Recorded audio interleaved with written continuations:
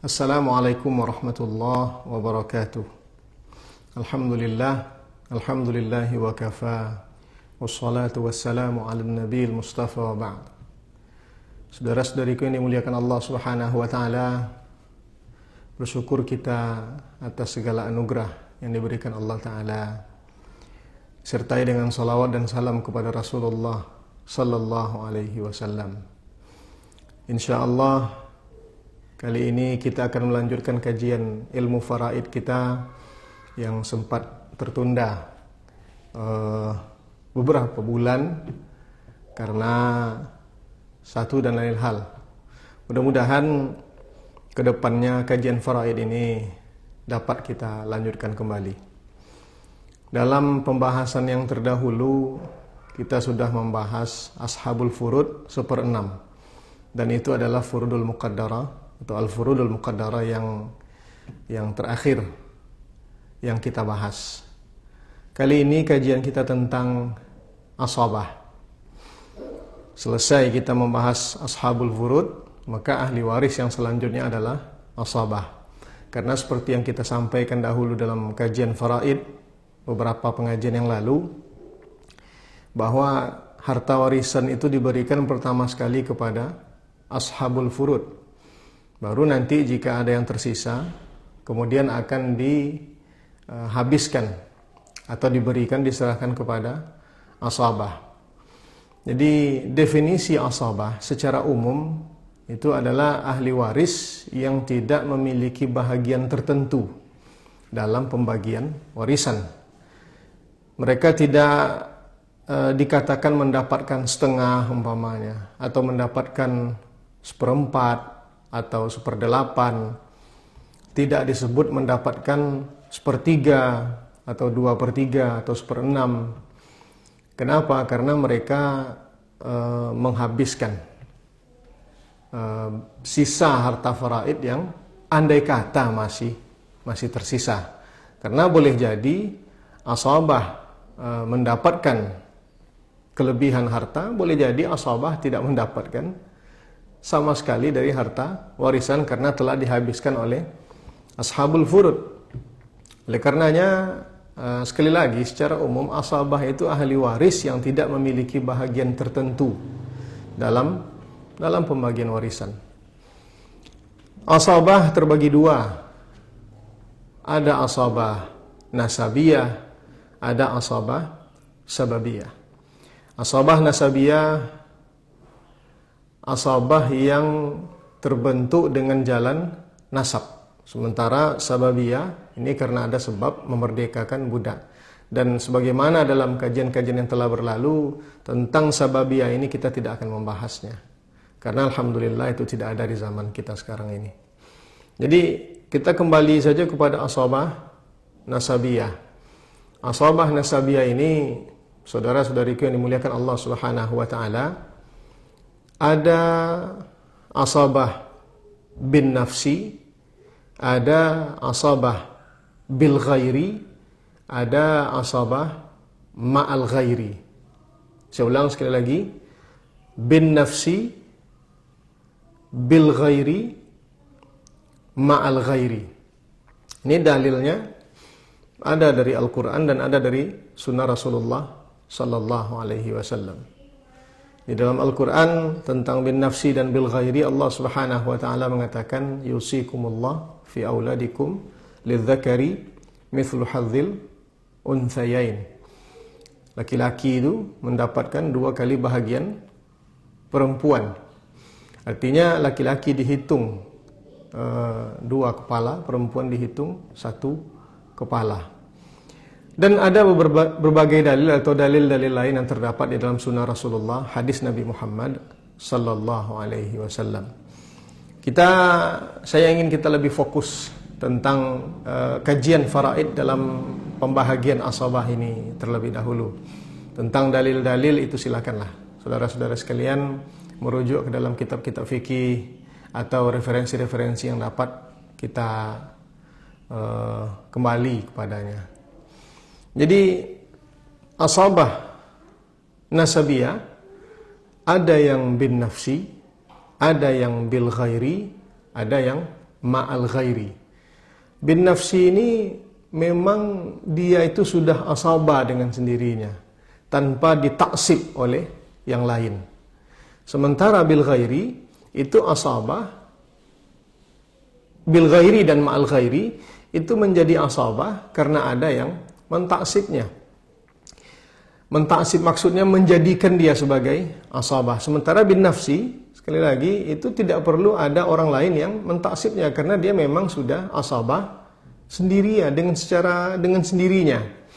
Itu sebabnya dinamakan bin nafsi, dengan dirinya itu dia sudah menjadi asabah. Bil ghairi, ma'al ghairi menjadi asabah karena ada yang mentaksibnya. Tentang asabah bin nafsi ada 4 tingkatannya, dan ini urutan ini harus dijaga seperti apa adanya. Yang pertama adalah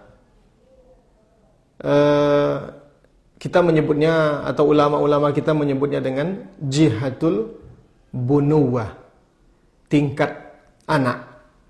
Yang kedua jihatul ubuwah, tingkat ayah. Yang ketiga jihatul ukhuwah, tingkat saudara. Yang keempat jihatul umumah, tingkat paman. Urutan ini, saudara-saudariku yang dimuliakan Allah Subhanahu wa taala, harus dijaga seperti itu. Karena akan berpengaruh nanti dalam pembagian faraid kita. Jadi yang paling tinggi itu jihatul bunuwah, tingkat anak. Yang dimaksud dengan tingkat anak di sini adalah anak laki-laki atau anak laki-laki dari anak laki-laki dan seterusnya. Jalannya jalan laki-laki. Ini yang asabah bin nafsi yang pertama, tingkatan pertama. Tingkat al-ubuwah, tingkat ayah adalah ayah, kemudian ayahnya ayah dan ke atas, datuk maksudnya. Tapi jalannya jalan laki-laki, jalan ayah.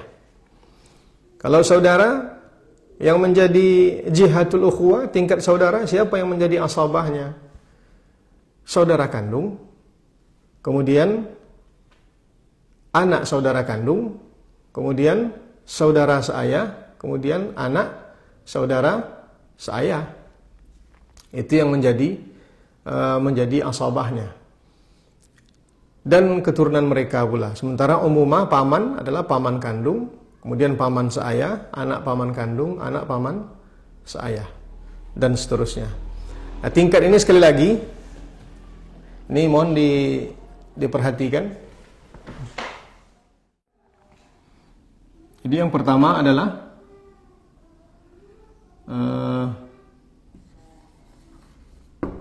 jihatul bunuwah. Yang kedua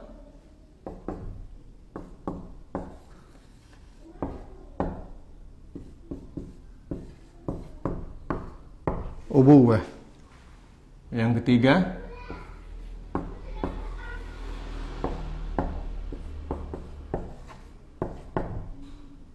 ukhuwah. Yang keempat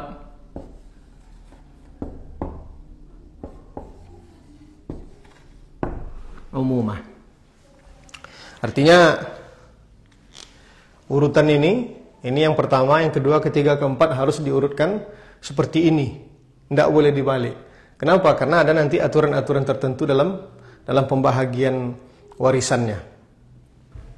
Adapun tentang hukum-hukum yang berkenaan dengan asabah bin nafsi ini, sesuai dengan tingkatan yang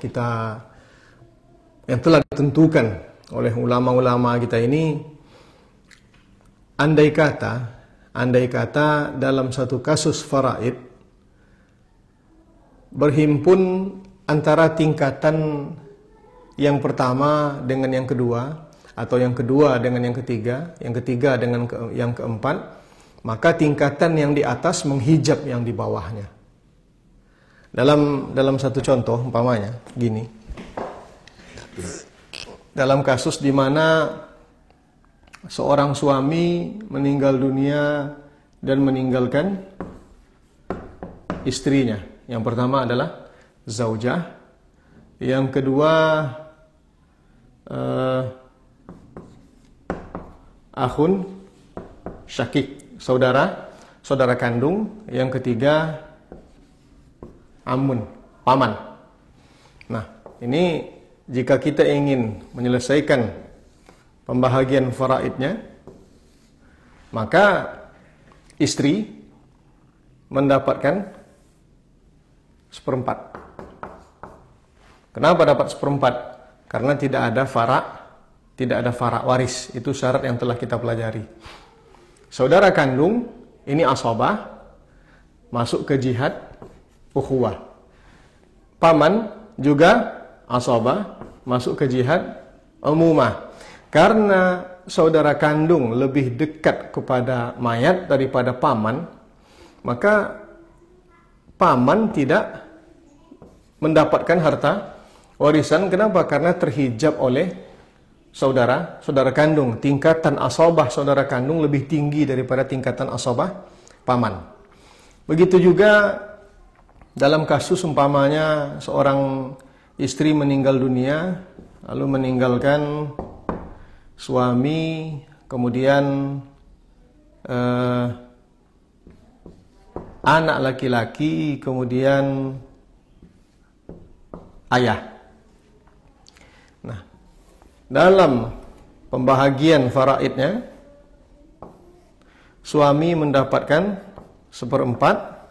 Kenapa dapat 1/4? Karena ada fara waris, ada anak. Anak di sini asabah, ayah mendapatkan 1/6. Nah, ayah ini termasuk ahli waris yang tidak mungkin tidak dapat faraid. Hanya saja dalam kasus ini ayah terhijab dia dari menjadi asabah. Ayah di sini tidak menjadi asabah. Kenapa tidak menjadi asabah? Karena ada asabah anak yang lebih tinggi daripada asabah ayah. Jadi ayah dalam kasus ini dia menerima warisan sebagai ashabul furud, dan sudah kita bahas dahulu ketika kita membahas tentang pembahagian atau jalan kewarisan ayah, bahwa ayah ini sama dengan datuk jalan kewarisannya. Boleh jadi sebagai ashabul furud, boleh jadi sebagai asabah, boleh jadi menghimpun antara keduanya. Dalam masalah ini ayah tidak menjadi asabah. Kenapa? Karena ada asabah yang lebih tinggi daripada ayah, yaitu asabah anak. Intinya apa, saudara-saudariku yang dimuliakan Allah Subhanahu wa taala? Selagi tingkatan yang di atas ada, maka dia menghijab yang di bawahnya. Itu tentang hukum yang pertama.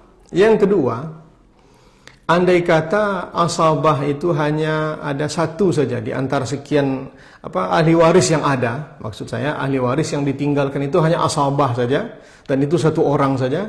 Umpamanya ada yang meninggal dunia dan hanya meninggalkan seorang anak laki-laki umpamanya, atau ada yang meninggal dunia meninggalkan hanya ayah kandungnya saja umpamanya, atau dia meninggalkan seorang saudara kandung laki-laki, atau meninggalkan seorang paman kandung. Itu saja ahli warisnya, maka dia mendapatkan seluruh hartanya. Jadi tidak usah pusing-pusing membagi faraid yang seperti itu. Kalau hanya satu orang saja dari satu tingkatan, maka dia mendapatkan seluruh harta. Yang selanjutnya, andai kata dia dari satu tingkatan dan ada beberapa orang, dalam kasus umpamanya seorang laki-laki meninggal dunia meninggalkan 4 orang anak laki-laki, atau 3 orang anak laki-laki, atau 2 orang saudara kandung laki-laki, maka faraidnya dibagi saja di antara mereka sama banyak. Tidak usah dicari asal masalah dan segala macamnya.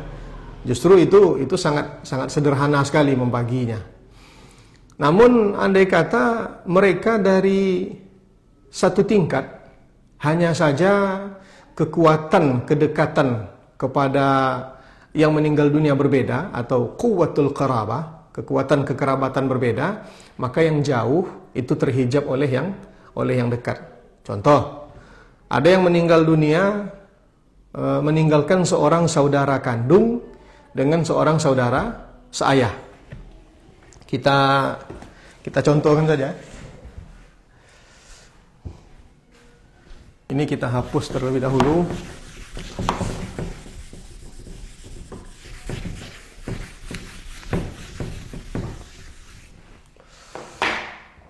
Pamannya meninggal dunia, seseorang meninggalkan akhun syakik dengan akhun li'ab. Ini kan mereka berdua ini, kedua-duanya adalah asabah dari tingkatan yang sama. Hanya saja kekuatan kekerabatannya berbeda. Akhun syakik itu adalah asabah. Akhun li'ab juga asabah. Tapi saudara kandung itu lebih dekat kepada mayat berbanding saudara seayah. Ini jalur hubungannya ke mayat dua ini. Sementara ini hanya satu. Nah, dengan demikian saudara seayah ini tidak dapat terhijab oleh saudara kandung. Sama halnya meninggal seseorang, ditinggalkannya ada seorang anak laki-laki dan cucu laki-laki. Maka anak laki-laki, cucu laki-laki ini dua-duanya adalah asabah dan tingkatannya sama, tingkatan anak. Hanya saja anak laki-laki lebih dekat kepada mayat daripada cucu laki-laki. Otomatis anak laki-laki menghijab cucu laki-laki. Sama halnya datuk dengan ayah umpamanya, berhimpun dalam satu kasus faraid, meninggal dunia seseorang, ditinggalkannya ayahnya dengan datuknya, maka datuk tidak dapat terhijab oleh ayah. Jadi saudara-saudariku yang dimuliakan Allah Subhanahu wa taala, itu beberapa hukum yang berkenaan dengan asabah bin nafsi. Jadi tingkatannya ada tingkatan anak, furu', tingkatan al-ubuwah, kemudian ayah dan datuk, tingkatan al-ukhuwah, saudara, hawasi kita, kiri kanan, kemudian tingkatan al-umumah. Itu yang berkenaan dengan asabah bin nafsi. Kemudian kita sederhanakan saja, asabah bil ghairi. Asabah bil ghairi adalah pemilik 1/2 atau 2/3 yang ditaksib oleh saudaranya. Pemilik 1/2 atau 2/3 yang ditaksib oleh saudaranya. Nah, kita sudah mengetahui bahwa pemilik 1/2 atau 2/3 itu anak perempuan, cucu perempuan, bintul ibni, cucu perempuan atau anak perempuan dari anak laki-laki, itu jalannya laki-laki. Yang ketiga al-ukhtus syaqiqah, saudari kandung. Yang keempat al-ukhtu li'ab, saudari seayah. Jadi anak perempuan, cucu perempuan, saudari kandung, saudari seayah. Ini bisa menjadi asabah bil ghairi apabila ada saudaranya. Anak perempuan bisa menjadi asabah bil ghairi kalau ada anak laki-laki. Dia ditaksib, dijadikan asabah oleh anak laki-laki. Makanya namanya asabah bil ghairi, menjadi asabah karena ada yang lain. Cucu perempuan bisa menjadi asabah kalau ada cucu laki-laki. Kemudian saudari kandung dapat menjadi asabah kalau ada saudara kandung. Kemudian saudari seayah dapat menjadi asabah kalau ada saudara seayah. Itu asabah bil ghairi. Jadi kalau dalam prakteknya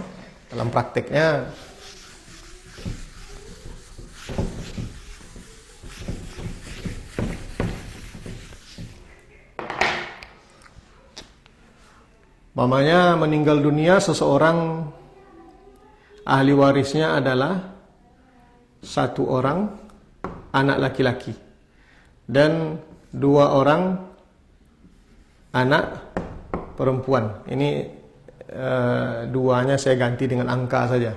Jadi tidak saya tuliskan bintaninya untuk mempermudah kita. Maka pembagian faraidnya, anak laki-laki itu sudah asabah bin nafsi. Anak perempuan ini asabah bil ghairi. Kenapa? Dia ditaksib oleh oleh saudaranya, oleh anak laki-laki. Maka kedua-dua mereka ini adalah asabah. Dalam kitab fikih, ini tambahan saja. Dalam kitab fikih, asabah itu digambarkan, disimbolkan dengan ain. Jadi kalau nanti mencari asal masalahnya, hitung kepalanya saja. Laki-laki 2 kali, perempuan, anak laki-laki mendapatkan 2 bahagian, anak perempuan yang 2 orang ini mendapatkan 2 bahagian. 2 tambah 2 sama dengan 4. Jadi harta itu dibagi 4 kepada 3 orang ini. Dengan pembahagian anak laki-laki 2 bahagian, anak perempuan yang 2 orang ini dapat 1 bahagian masing-masingnya. Contoh yang lain,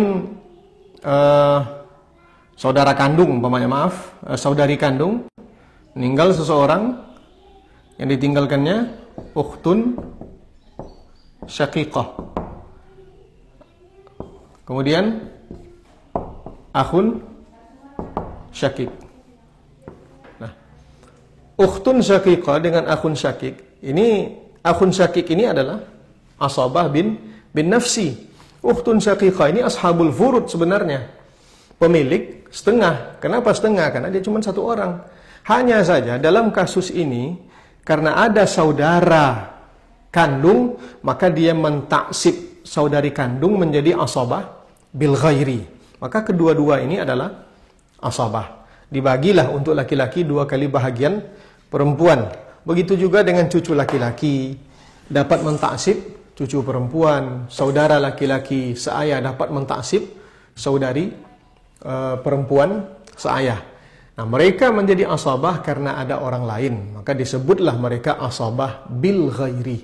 Asabah karena sebab ada asabah bin nafsi yang mentaksibnya. Saudara-saudariku yang dimuliakan Allah Subhanahu wa taala, tentang asabah ma'al ghairi. Asabah ma'al ghairi adalah saudari kandung atau saudari seayah bersama dengan fara waris perempuan. Maka saudari kandung dan saudari seayah tadi menjadi asabah ma'al ghairi. Umpamanya meninggal seseorang, ahli warisnya anak perempuan 2 orang, dan ada saudari kandung. Ya, kita contohkan saja.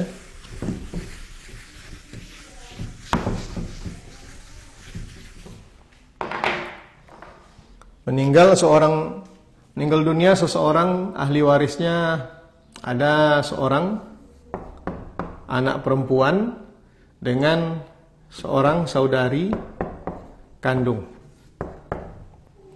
Ini yang sederhana saja dulu. Nanti kalau sudah kita terapkan mencari asal masalah, insya Allah kita kembangkan dengan kasus-kasus yang lebih rumit, insya Allah. Maka saudari kandung itu mendapat, anak kandung, anak perempuan mendapatkan setengah. Nah, ukhtun syaqiqah dalam hal ini dia menjadi asabah. Kenapa dia menjadi asabah? Karena dia ditaksib oleh anak perempuan. Nah, asabahnya ini disebut dengan asabah ma'al ghair. Dia menjadi asabah bersama dengan ghair yang tadi, yang bil ghairi tadi itu. Maka dalam hal ini asal masalahnya itu dari 2 bagi 2 1, sisanya 1 untuk saudari kandung. Sekali lagi, asabah ma'al ghairi adalah saudari kandung atau saudari seayah yang menerima warisan bersama dengan fara waris muannas, baik itu anak perempuan atau cucu perempuan dari anak laki-laki. Apa yang membedakan antara asabah ma'al ghairi ini dengan asabah bil ghairi? Asabah ma'al ghairi yang mentaksibnya mengambil bahagiannya terlebih dahulu. Jadi tidak dibagi bahagian laki-laki 2 kali bahagian perempuan, tidak seperti itu. Karena asabah ma'al ghairi ini tidak ada laki-lakinya. Yang mentaksibnya itu justru perempuan juga. Makanya yang perempuan yang mentaksibnya mengambil bahagiannya terlebih dahulu. Dia tetap diberlakukan sebagai ashabul furud. Kemudian sisa harta atau harta yang tersisa baru diserahkan kepada ma'al ghairi. Dalam hal ini adalah saudari kandung atau saudari seayah. Itu yang menjadi pembeda antara asabah bil ghairi dengan asabah ma'al ghairi. Kalau asabah bil ghairi tadi, laki-laki bahagiannya 2 kali bahagian perempuan. Sementara dalam asabah ma'al ghairi, yang perempuan, farak waris perempuan itu mengambil bahagiannya sebagai ashabul furud. Tetap, kalau dia 1 orang, dapatnya setengah. Kalau dia 2 atau lebih, dapatnya 2/3. Nah, sisanya baru diserahkan kepada asabah ma'al ghairi, baik itu saudari kandung ataupun saudari seayah. Saudara-saudariku yang dimuliakan Allah Subhanahu wa taala, ada catatan penting di sini. Ketika saudari kandung menjadi asabah ma'al ghairi, maka dia statusnya sama kuat dengan saudara kandung. Saya ulang sekali lagi, ketika saudari kandung menjadi asabah ma'al ghairi, maka kekuatannya sama dengan, dalam ilmu faraid, sama dengan saudara kandung. Artinya dia menghijab orang yang dihijab pula oleh saudara kandung. Jadi dalam kasus umpamanya ada yang meninggal dunia, meninggalkan seorang anak perempuan, kemudian saudari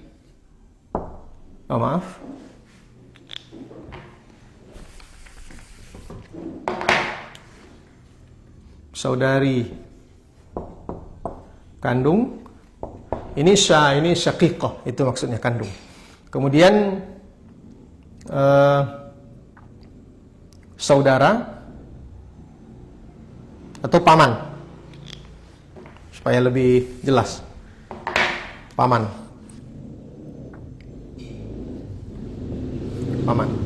Nah, maka dalam penyelesaian faraidnya, anak perempuan karena dia 1 orang, tidak ada farak waris laki-laki atau tidak ada yang mentaksibnya, maka dia mendapatkan setengah. Saudari kandung dalam hal ini dia mewarisi bersama dengan farak waris muannas, anak perempuan, maka dia adalah asabah ma'al ghairi. Asabah ma'al ghairi. Paman juga asabah, masuk dalam kelompok ini. Paman juga asabah. Hanya saja dalam hal ini ketika dia menjadi saudari kandung ini, ketika dia menjadi asabah ma'al ghairi, dia kekuatannya sama dengan kekuatan saudara kandung. Nah, dalam tingkatan pembahagian asabah bin nafsi tadi, tingkatan saudara lebih kuat daripada tingkatan paman. Maka paman di sini terhijab oleh ukhtun syaqiqah, karena dia kekuatannya sama dengan kekuatan saudara kandung ketika dia menjadi asabah ma'al ghairi. Ini catatan ini perlu kita perhatikan bersama-sama ini. Yang terakhir dalam kajian asabah ini, saudara-saudariku yang dimuliakan Allah Subhanahu wa taala, ada ahli waris itu yang tidak pernah menjadi asabah, ada yang hanya asabah saja, ada yang kadang-kadang dia jadi asabah, kadang-kadang dia tidak jadi asabah, tapi tidak mungkin menghimpun keduanya. Ada yang kadang-kadang jadi asabah, kadang-kadang tidak jadi asabah, dan mungkin menghimpun kedua-duanya. Kedua-dua jalan kewarisan itu maksudnya. Siapa yang tidak pernah jadi asabah sama sekali? Suami. Itu tak mungkin jadi asabah. Istri tidak mungkin jadi asabah. Ibu tidak mungkin jadi asabah. Nenek tidak mungkin jadi asabah. Saudara seibu tidak menjadi asabah dan dia tidak mentaksib saudarinya. Kemudian siapa yang hanya menjadi asabah saja, tidak menerima kewarisan dari jalan yang lain? Anak laki-laki, cucu laki-laki, saudara kandung, saudara seayah, anak laki-laki saudara kandung, anak laki-laki saudara seayah. Itu mereka hanya menjadi asabah saja. Ada yang ketiga, Siapa yang menjadi, kadang-kadang dia jadi asabah, kadang-kadang dia tidak menjadi asabah, tapi tidak mungkin menghimpun keduanya. Kedua jalan kewarisan itu, yang pertama adalah anak perempuan, cucu perempuan dari jalan laki-laki, saudari kandung, saudari seayah. Ini boleh jadi dia asabah, kalau ditaksib oleh saudaranya, boleh jadi dia hanya sebagai ashabul furud, kalau tidak ada saudara yang mentaksibnya.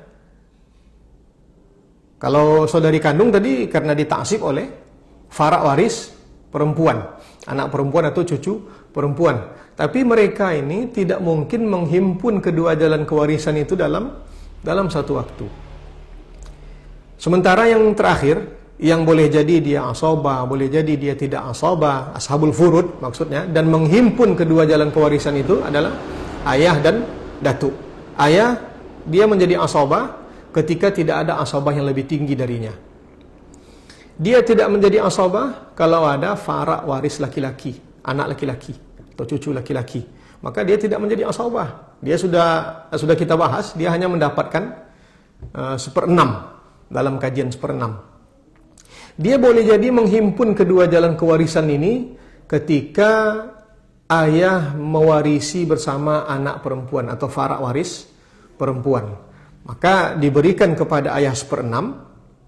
Nanti andai kata ada harta yang bersisa itu diserahkan kepada ayah dengan jalan asabah. Artinya dia menghimpun kedua jalan kewarisan itu. Sama halnya dengan datuk. Dalam kajian kita yang akan datang, insya Allah akan ada sedikit perbedaan antara jalan kewarisan ayah atau cara pembahagian kewarisan ayah dengan datuk. Di satu sisi punya kesamaan yang banyak, tapi di sisi lain ada perbedaan. Sekali lagi kita meminta kepada Allah Subhanahu wa taala agar kita diberikan pemahaman yang baik tentang ilmu faraid ini, karena ilmu faraid termasuk ilmu yang pertama kali akan dicabut dari atas muka bumi ini, bukan intizaan, bukan dicabut secara begitu saja, enggak, lakin bimautil ulama, dengan matinya ulama-ulama kita. Maka saya mendorong kita bersama-sama, mengajak kita bersama-sama untuk mempelajari ilmu faraid ini secara lebih baik. Terima kasih. Jazakumullah khair. Hamba mohon maaf yang sedalam-dalamnya. Assalamualaikum warahmatullahi wabarakatuh.